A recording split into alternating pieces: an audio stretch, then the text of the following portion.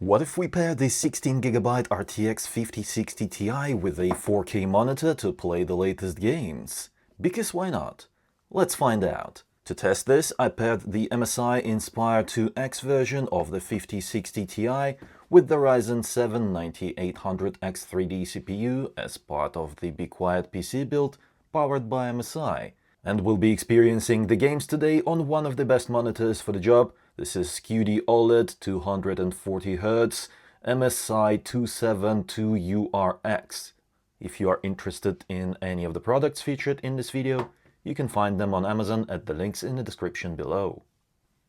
Let's start with the most recently released major title, Assassin's Creed Shadows. This game has ray tracing, so it will be interesting to see how the 5060 Ti handles that. Field of view is set to 100, we are at 4K resolution, using native AA for now, but I'm pretty sure that we'll have to use resolution upscaling, because yeah, there's just no way that the 5060 Ti can handle the latest games without the help of DLSS. No frame generation, motion blur disabled. And the graphics settings are set to optimized, but ray tracing is still enabled. Diffuse plus specular everywhere, medium ray tracing quality, medium BVH quality, everything else is set to either high or medium.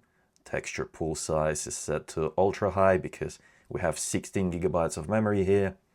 Shouldn't be an issue for the 5060 Ti to handle that. Yeah, because this is not affecting performance at all, it's just the video memory. And everything else is set to high, high, high, or even very high in some cases, such as the character quality over here. Okay, so the graphics quality should be quite nice. And indeed, the game looks very good, despite the fact that we lowered quite a few graphics settings. Nice. But what's not nice is that FPS, yeah. This is not a playable experience. 20 plus is not good enough. So we'll have to use resolution upscaling to make it work on the 5060 Ti. Let's go ahead and select the balanced quality right away.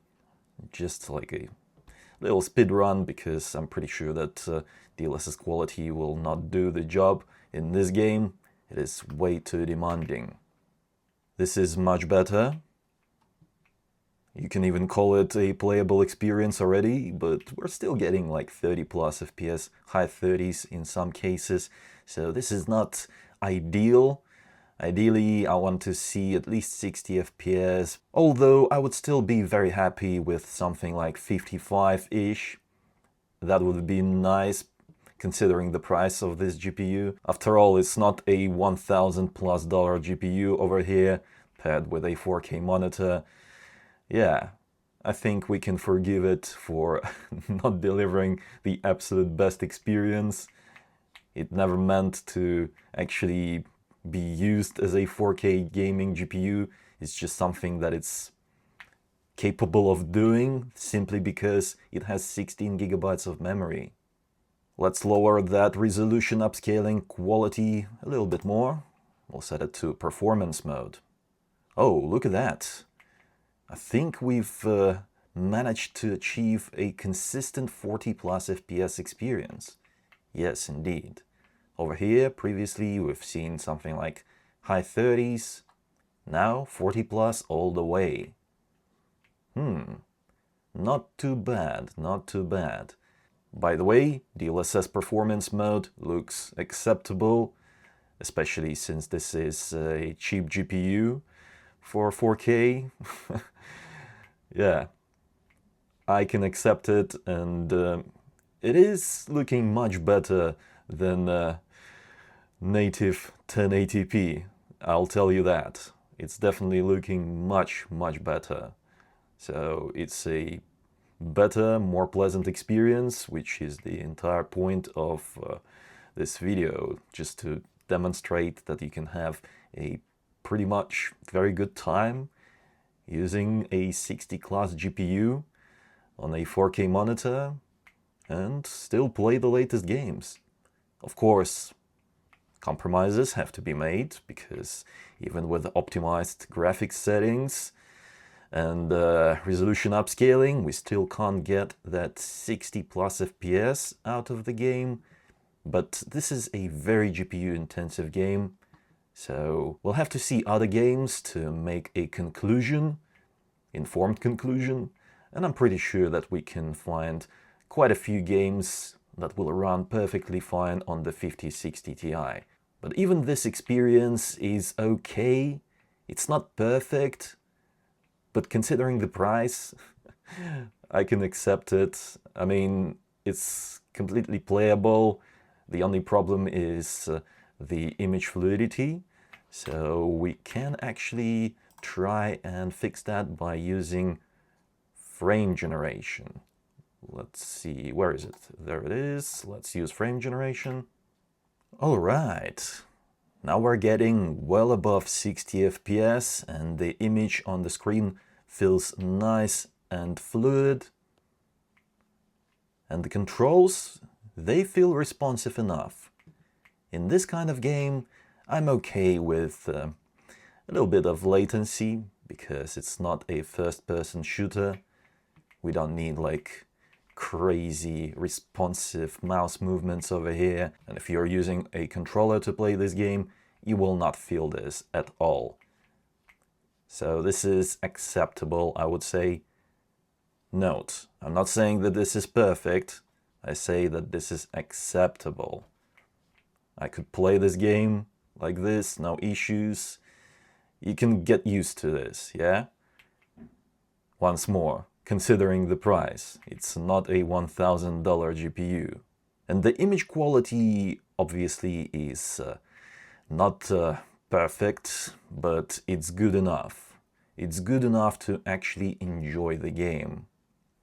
By the way, for those of you who are wondering how does the INSPIRE 2X compare to the MSI Ventus 2X version of the 5060 Ti in terms of noise, because the Ventus 2X was quite noisy in my previous tests. Yeah, I can tell you now that it is actually quite nice. 1600 RPM, and it is not silent, but it is whisper quiet, despite its small size. This is a much better version of the 5060 Ti than the Ventus 2X, for sure. If you're looking for a 5060 Ti, don't get the Ventus 2X. It is a little bit too loud. It's not like an old blower style, cooler, loud kind of thing, but still, for a modern GPU, it is a bit loud. So the INSPIRE 2X is the way to go if you want an MSI GPU. Take a look at the VRAM usage. We're using above 10 GB of memory. So yeah, 8 GB graphics cards are not capable of doing whatever it is we're doing over here right now with a 4K monitor and the 5060 Ti. So once again, that 16 GB of memory is crucial to have in 2025 if you want to have a good time in the latest games. Kingdom Come Deliverance 2 is a very different kind of game. It doesn't have ray tracing, even though it's a very recent title. Yeah, let's take a look at it, shall we? We are using 4K resolution, ultra graphics quality preset. FOV is set to 100. DLSS 4 is enabled. For now, we will take a look at native resolution. That's why we're using native AA. As you can see, the performance is very different to what we've seen in Assassin's Creed Shadows, even though over there we used optimized settings, and here we are using ultra graphics quality preset, which is not quite the highest, but it's up there. It is a very nice graphics setting. And we are already getting 30 plus FPS at native resolution without using any upscaling. Let's see what happens if we enable DLSS quality mode. We're getting closer to our 60 FPS target, but 50-ish FPS is not quite enough because it will drop below that in certain scenes. So we have to make more adjustments and use a more aggressive upscaling. Let's set it to DLSS balanced and see if that's enough. No, not quite. We're still not there yet. 50 plus FPS. We're getting closer to 60, but it's not enough. Let's go ahead and select DLSS performance mode. Alright, 60-ish FPS achieved.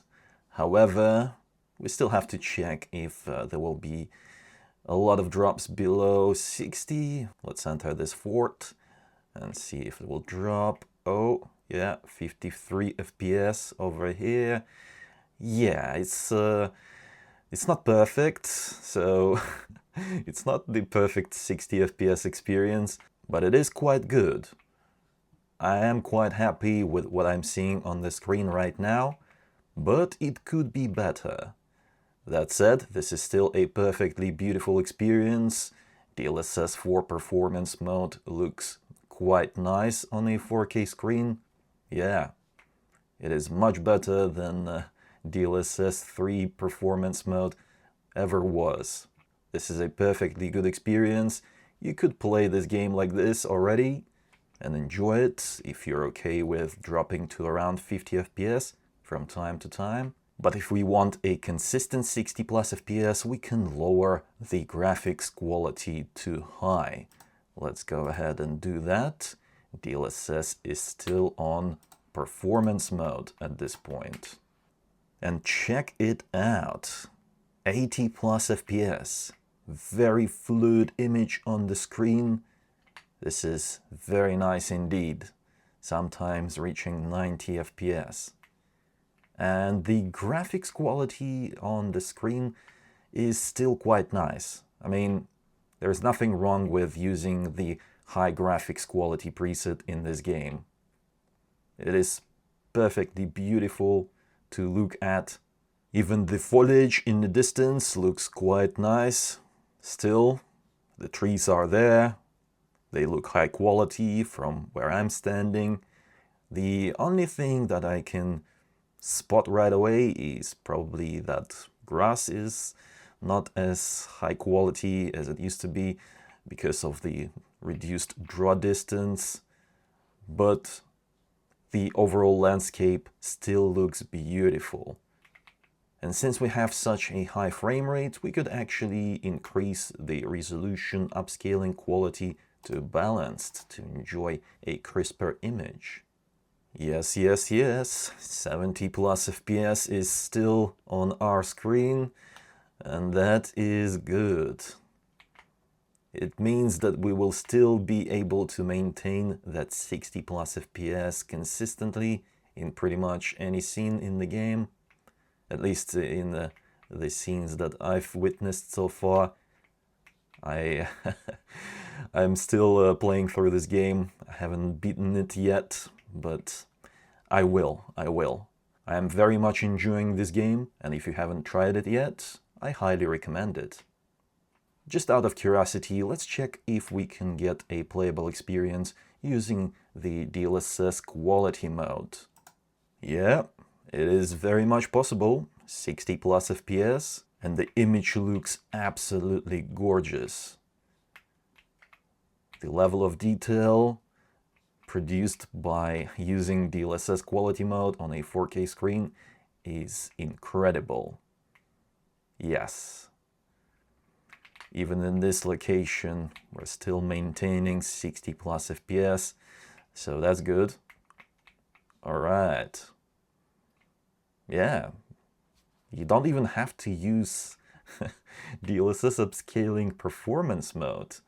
You can enjoy the quality mode instead and still get a very pleasant experience using the high graphics quality preset.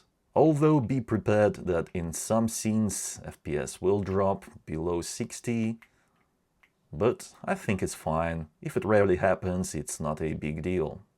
Oh, and once again, I would like to bring your attention to the fact that we're using well above 8 GB of memory. 10.5 gigabytes to be precise.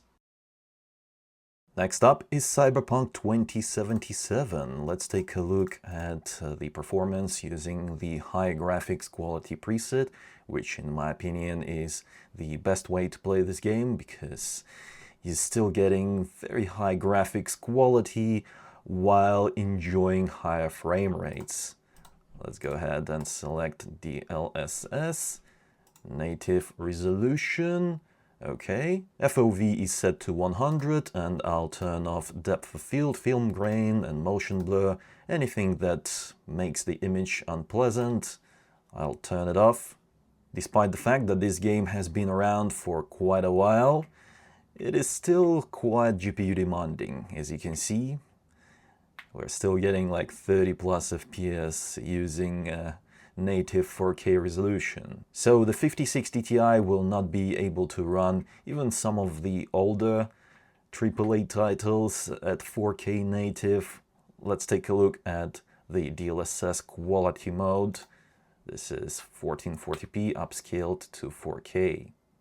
Obviously, I would have liked to see a much better performance uplift generation over generation, but unfortunately Nvidia is stagnating their performance, gaming performance, generation over generation, and AMD is not challenging them enough to actually produce better GPUs for mainstream gamers. I'm talking about the 60 class, the 5060 Ti, the RX 9060 XT, although we don't actually know what the 9060 XT will be like, but I'm pretty sure that it will not be some crazy GPU that will bring like 50% more performance than the 5060 Ti or something crazy like that. Yeah, unfortunately Nvidia is setting the trends in the GPU market and AMD is just following them. But take a look at this. The performance now is quite good. We're getting 60 plus FPS in pretty much all of the scenes. Yeah, this is a pleasant experience. This is one of the games where using DLSS resolution upscaling really provides a nice FPS boost, and it is good to see because we're still at DLSS quality. We could lower that even further to, let's see what the DLSS balanced looks like in terms of FPS. It is a bit nicer. We're now getting 70-ish FPS, high 60s from time to time. That gives us a little bit more room to breathe in those heavier scenes where the FPS will definitely drop. Yeah, this is nice to have. This already provides a nice looking experience, high quality, crisp image, and we can still choose to lower that resolution upscaling more because DLSS performance mode actually looks nice now. I'm talking about DLSS 4 Transformer Model Performance Mode. Take a look at this. We're getting even more FPS now, sometimes reaching above 80 FPS. Very nice indeed. And the image quality is still pretty good. Obviously, compared to DLSS quality and balanced modes, you will see that the image on the screen is a little bit softer and some of the finer details, such as foliage, is not displayed as nicely and crisply as it used to be on the higher quality resolution upscaling. But this is still very much usable and I don't mind playing the game using the DLSS performance mode now. While previously I used to not like it quite a bit, even with DLSS 3. I did not like the performance mode, but now it is very much usable. It looks clean, nice and enjoyable. There's one more thing that I would like to try, and that is ray tracing. Let's keep the graphics quality set to high, graphics quality preset and just enable ray tracing, okay? Ray traced reflections, sun shadows, local shadows, and we'll set ray traced lighting to ultra. No path tracing because that is just way too much for this GPU. And we'll use, hold on, can we use ray reconstruction? Yes, we can. Let's enable that as well. All right, this is actually better than I expected. 40 plus FPS. Although we are using DLSS performance mode, so this is 1080p upscaled to 4K. But still, damn.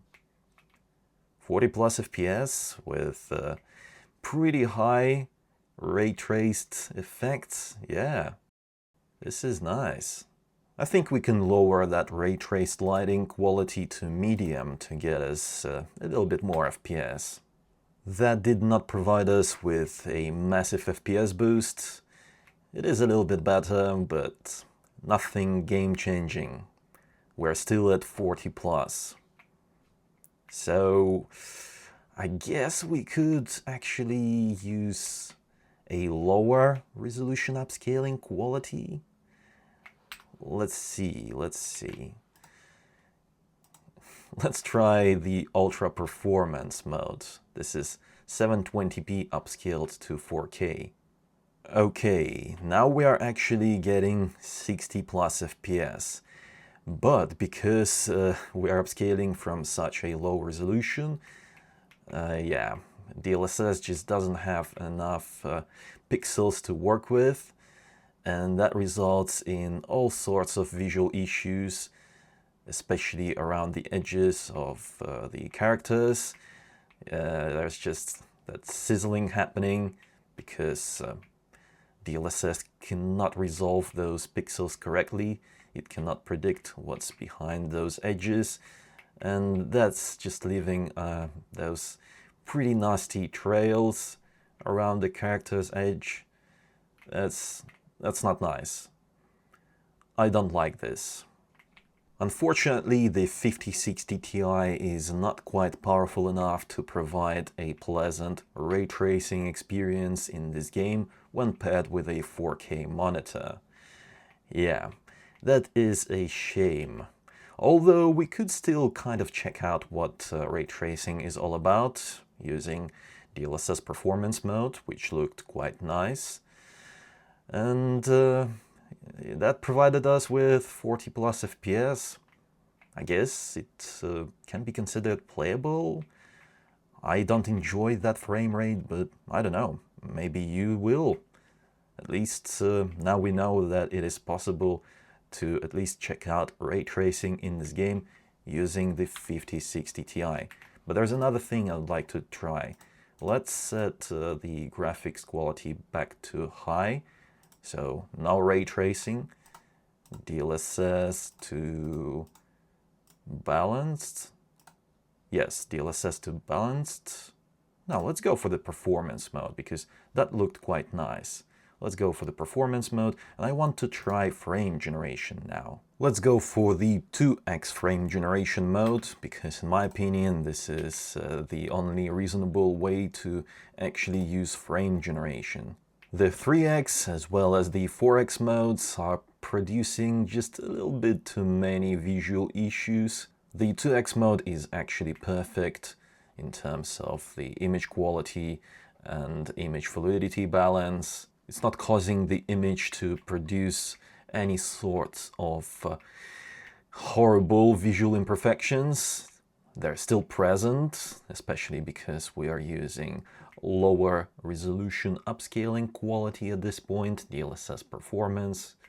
Yeah, the higher resolution we use, the fewer visual issues we'll see. But in my opinion, this experience is acceptable.